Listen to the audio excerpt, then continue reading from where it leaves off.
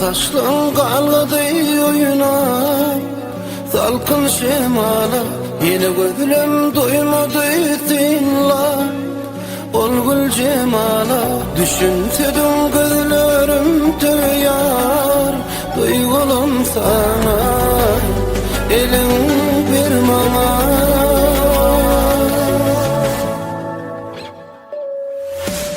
Yarına bir güle yuvadın ay, bu yürek senki yar sana serpay.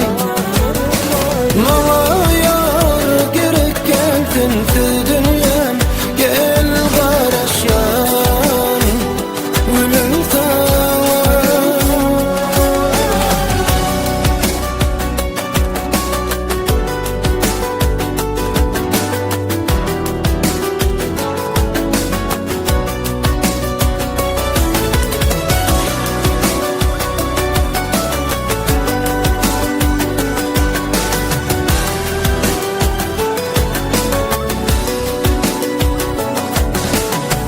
Yine men bu gece aklımda, ol hayallarda elittir yalnız sen aklımda.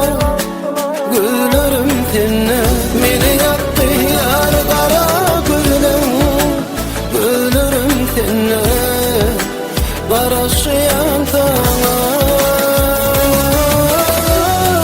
Yarına bir güle yuvadın ay, bu yürek senki yar sana serpay.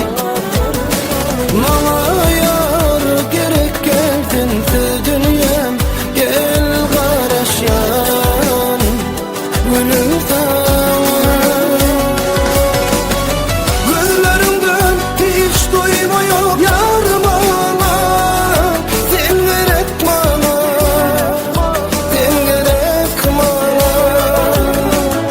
Yapılayan yıllarım aslında, karışan sana, karışan sana.